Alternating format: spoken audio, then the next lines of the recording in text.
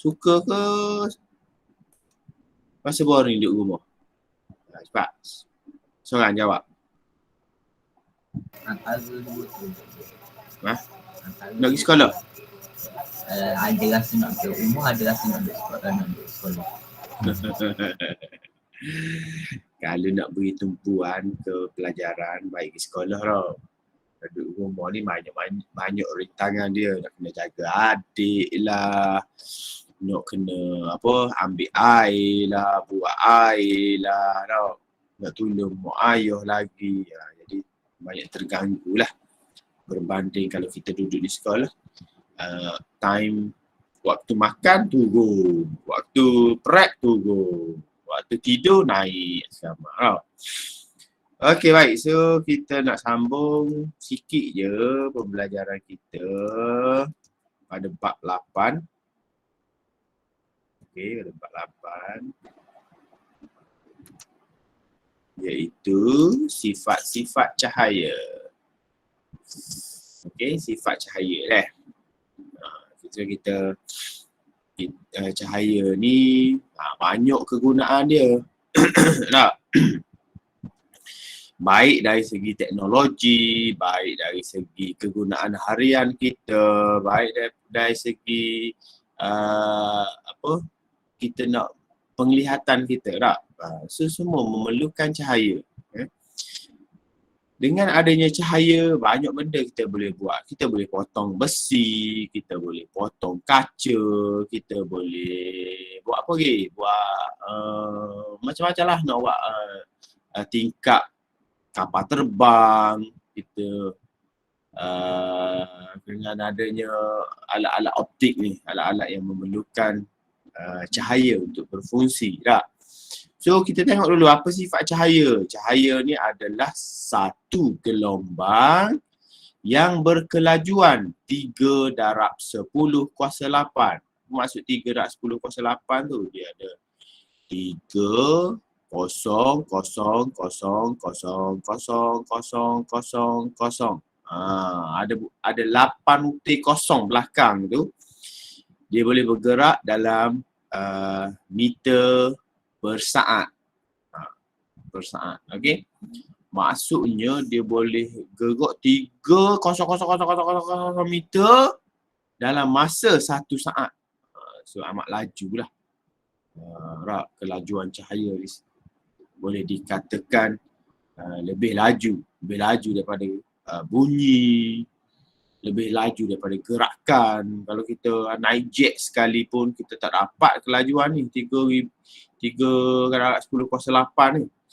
Nah, oleh itu kita lihat kilat dahulu sebelum dengar bunyi. Biasanya nyala, cerah dulu. Sekali. Jalan 2-3 saat baru bunyi. Bunyi petik. Tak? Sebab apa? Sebab cahaya bergerak dulu daripada bunyi. Sebab tu kalau kat rumah kita tu sistem elektrik kita bagus, bila dia nyala je nampak cahaya tu, rumah dia pun cetak lalu. Dia cetak naik. Sebab nak mengelakkan daripada berlakunya litar pintas. Sebab tu elektrik kat rumah kita kena cek 6 bulan sekali. Dia punya fungsi dia tu. Kadang-kadang bila lebih daripada 6 bulan dia dah tak berfungsi dengan bagus. Okey. Lagi, cahaya bergerak lurus. Okey, cahaya ni dia bergerak lurus. Kalau ada benda yang menghalang dia, dia akan menghasilkan bayang-bayang. Jadi boleh tak cahaya ni daripada bergerak lurus sifat dia, kita nak bengkokkan dia? Boleh. Dengan bantuan alat-alat optik lain lah. Contohnya fiber optik. Fiber optik tu, kalau kita tengok cahaya ni lurus, tapi fiber optik tu bila dia berada dalam wayar, dia akan ikut bentuk wayar. Wayar tu bengkok, dia pun bengkok juga. Wayar tu lurus, dia pun lurus juga. Okey. Sebab cahaya ni boleh bawa data, boleh bawa maklumat. Sebab tu kalau kita dapat sekarang ni Unify tu internet berkelajuan tinggi menggunakan teknologi cahaya. So cahaya tu dibawa data, maka diterjemahkan di dalam skrin kita. Kita boleh tengok macam-macam. Oh, yang terbaru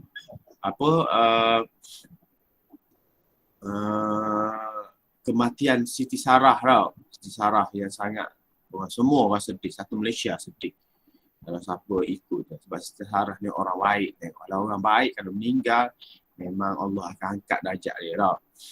So kalau kita, semua maklumat tu kita dapat daripada maklumat yang bergerak dengan menggunakan teknologi cahaya. Sepantas kilat kita dapat tau. Apabila cahaya dihalang, objek legap, maka bayang-bayang akan terbentuk di belakang objek. Teknologi bayang-bayang ni pun sangat membantu manusia tau, dalam menentukan arah kiblat, dalam menentukan arah kita, nak tahu mana utara, mana selatan kalau kita tersesat tau. Kalau kita berada pada tengah laut ke apa, kita boleh berpandukan cahaya. Okay? Apabila objek legap menghalang, dia akan menghasilkan bayang-bayang. Nah, salah satu sifat lain cahaya ialah cahaya disebarkan oleh titisan air di langit membentuk pelangi. Okey, kalau kita tengok selepas hujan tu ada pelangi. Okey, sebab apa ada pelangi? Sebab cahaya tu dibiaskan oleh titisan air hujan. Sebab titisan air hujan tu mewakili medium yang berbeza ketumpatan optik dia dengan udara. Kalau kita berada dalam udara, kita tak nampak sangat cahaya ni dibiaskan, disebarkan. Nah, kalau berada pada medium lain, kita boleh tengok lalu. Kita tengok cahaya kalau objek berada dalam cawan, dalam air tak. Pensel ni kita letak dalam air, kita tengok pensel ni seolah-olah dia macam terputus. Dia bengkok gitu. Apa? Itu adalah ilusi optik dia panggil. Ilusi optik ni adalah fenomena-fenomena cahaya yang membolehkan kita melihat objek tu tidak normal. Macam objek putus ataupun siapa berdiri dalam air, kita tengok dia pendek lah. Kita tengok dia pendek tau. So itu adalah ilusi optik ataupun sifat-sifat cahaya yang menghasilkan satu imej yang lain daripada asal dia. Okay? So dia akan hasilkan pelangi. Antara dia adalah jam-jam matahari. Jam matahari ni jam pada zaman dahulu lah. Sekarang ni mudah. Kita tengok jam, semua ada digital tak? Digital. Tengok kalau pukul 10 tu nombor 10 keluar. 10.50 contohnya tak? Dan zaman dulu dia guna jam matahari saja sebagai panduan tak? Jam matahari digunakan pada zaman dahulu untuk menentukan masa pada siang hari tak? Nak tentukan waktu zuhur, tentukan waktu asar. Waktu maghrib tu tak apalah kalau kita tengok gelap tu, maghrib tu tak. Tapi kalau waktu zuhur dengan waktu asar kita tak boleh beza lah. So jam matahari lah yang membantu. Okay? Jam ini menggunakan konsep bayang-bayang yang terbentuk pada cahaya matahari dihalang oleh objek. Gitu. Okey. Yang antara sifat-sifatnya juga adalah cahaya boleh dipantulkan. Cahaya boleh dipantulkan. So, cahaya ni sifat dia boleh dipantulkan, maka kita dapat lihat imej kita dalam cermin.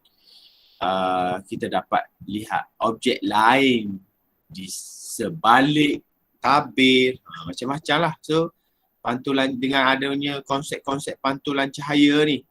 Okey, antaranya yang kita tengok cermin tu, kita dapat tengok imej yang tegak. Taklah kita nampak imej kita sendiri terbalik tak? Kita nampak kalau kita berdiri pada cermin, kita nampak imej kita.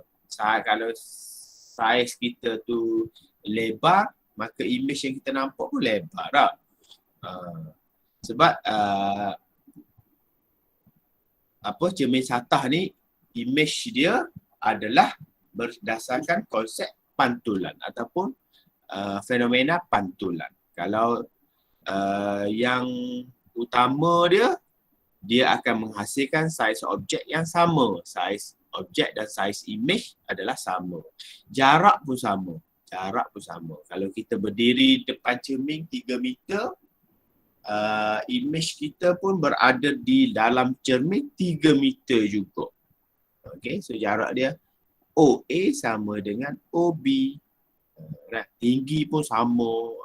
Itu kelebihan dia.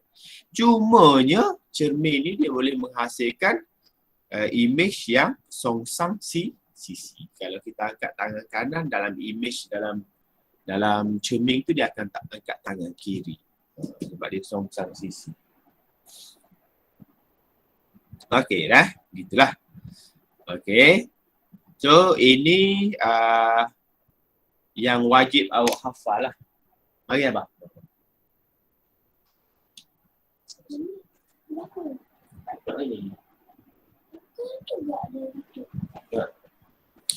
Okey.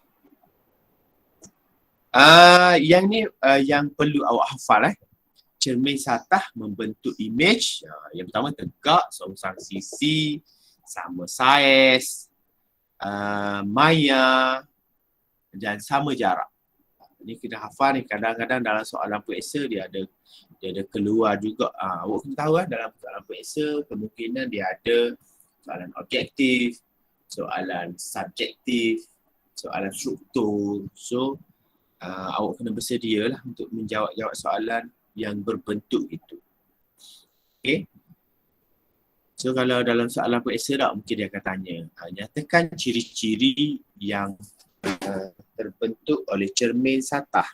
So kena ingat, paling tidak pun awak kena ingat sekurang-kurangnya 3 ciri image dia. Yang pertama sama saiz, songsang sisi, tegak, maya.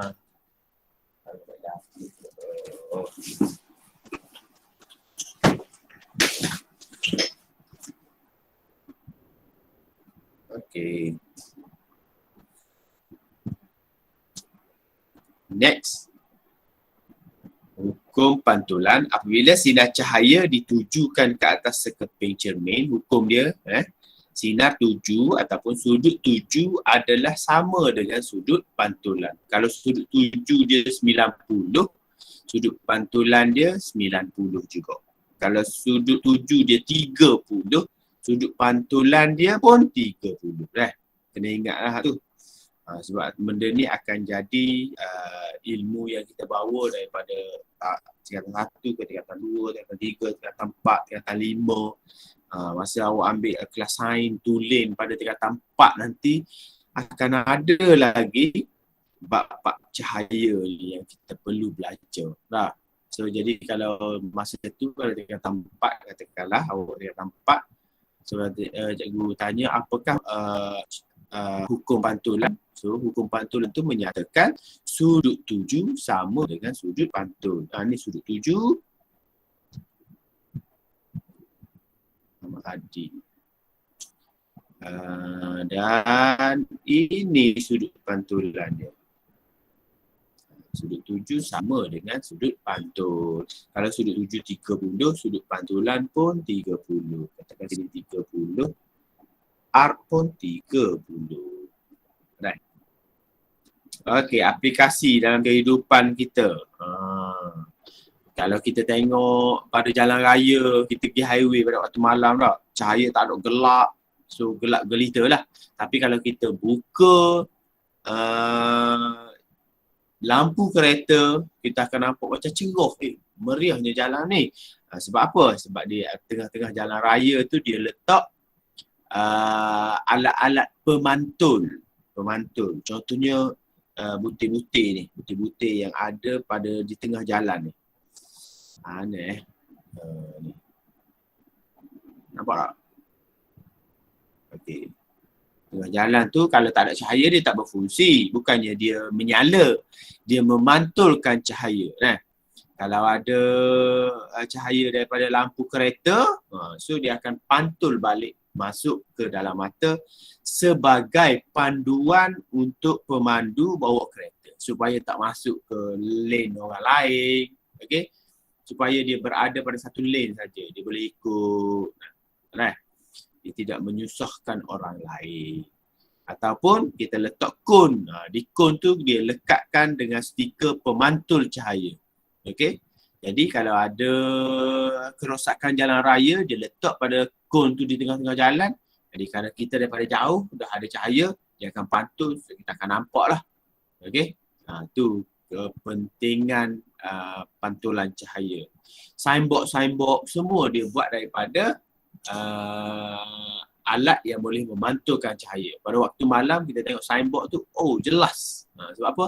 Sebab dia telah memantulkan cahaya kita. Tu nak ke mana? Nak ke kiri, ke Johor, straight ke Kuala Lumpur contohnya. Kalau tak ada signboard tu mungkin kita akan tersesat. Tu aplikasi pantulan dalam kehidupan harian kita. Selain daripada cermin tadi lah. Kalau kita tengok cermin, kita dapat image kita boleh betulkan kita punya rambut, kita boleh betulkan kita punya tudung. Tak? Kalau tak ada cermin, apa akan berlaku? Kita main agak-agak gitu je lah. Tengok-tengok pakai tudung, sengit. Tak? Okay, next. Pembiasan cahaya. Okay, ni cahaya juga selain daripada pantul, dia boleh dibias. Maka bila cahaya tu dibiaskan, kita boleh nampak lah antara fenomena-fenomena dia. Pelangi, macam-macam jenis lah. Kita boleh nampak ikan tu berada dekat dengan permukaan. Ni contoh yang biasa kita tengok. Kalau pensel duduk dalam gelas yang berisi air, dia tengok pensel tu kelihatan bengkok. Sebab apa? Ini sebab berlakunya fenomena pembiasan cahaya. Sebab cahaya ni bergerak dengan halaju yang berbeza dalam medium yang berbeza. Kalau kita tengok cahaya tu bergerak laju di udara, tapi kalau dia masuk dalam air, halaju dia akan sedikit berkurang. Disebabkan oleh perbezaan ketumpatan. Dia berbeza ketumpatan, maksudnya halaju cahaya tu berubah. Maka berlakulah fenomena pembiasan cahaya. Atau kita tengok ikan dalam air. Ikan tu kita tengok dia dekat dengan permukaan tak? Sebenarnya dia berada di bawah. Kita nampak je cetek ataupun dekat. Macam kita pergi Pulau Redang. Kita nampak air tu jernih. Alah, tohonya lah air tak. Tapi sebenarnya kalau kita terjun, kalau awak tak pandai berenang, silap-silap boleh lemas. Sebab tu kita kena sentiasa kena pakai life jacket kalau kita buat aktiviti air. Kita dah tahu dalam ramai-ramai kawan-kawan kita ni bukan semua yang pandai berenang lah. Okey. Katakanlah awak ada ikuti pengakap nanti. Pengakap buat perkemahan di tepi sungai. Awak tak boleh suka-suka mandi dalam sungai tanpa memakai life jacket. Kemungkinan dalam sungai tu ada kawasan yang dalam. Kita tengok jenis je. Tapi kita pergi, punya dalam rupanya. Sebab berlakunya fenomena pembiasan cahaya. Disebabkan fenomena pembiasan cahaya, bagaimana anda dapat menangkap ikan dalam sungai? Ni kita kena ada ilmu juga nak menangkap ikan ni lah. Tak semestinya kita nampak ikan tu kita pun ambil kita punya tanjak apa? Kita punya lembing, kita pun baling kena ikan. Tak. Kalau tak ada ilmu, memang tak akan dapat ikan tu selama-lama. Sebab tu kita kena belajar juga ilmu-ilmu yang survivor. Okay, yang diajar dalam pengakap apa semua. Jadi nak tangkap ikan tu kita tak boleh tuju kepada ikan yang kita nampak tu. Kita kena tuju sedikit ke bawah. Sedikit di dalam. Okay, baru kena ikan. Sebab kita nampak tu image. Objek dia berada tempat lain.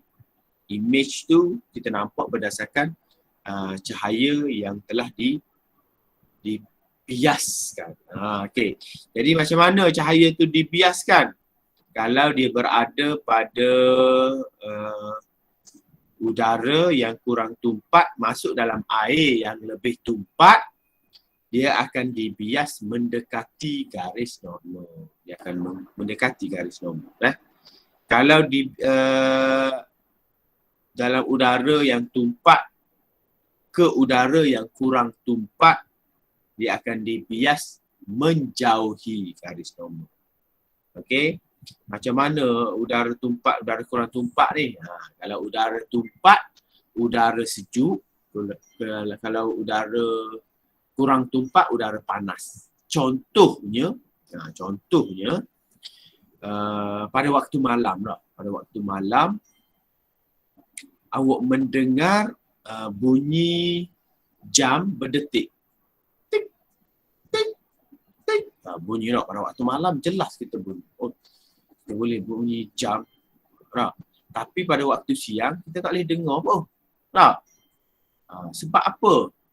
Sebab pada waktu siang, pada waktu malam, udara sejuk berada di bawah, udara panas berada di atas.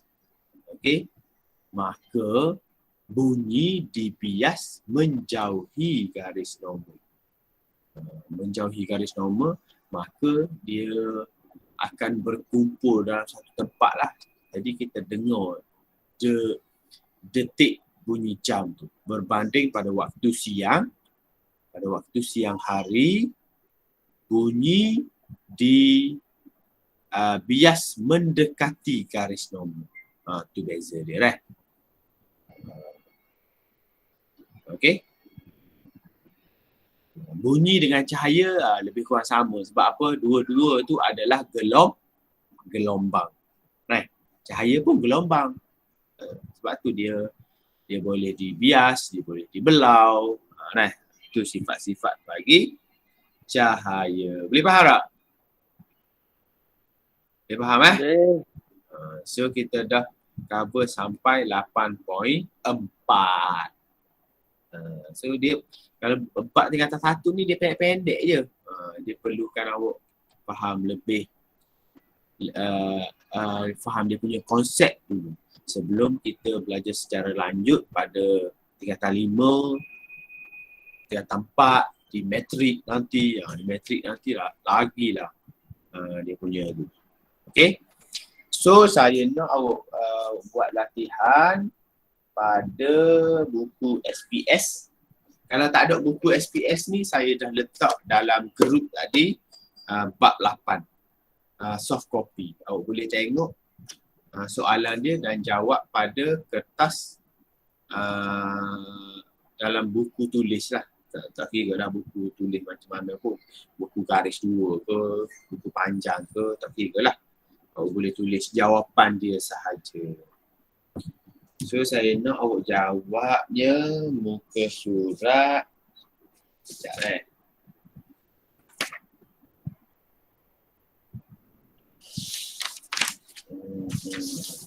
Okay, muka surat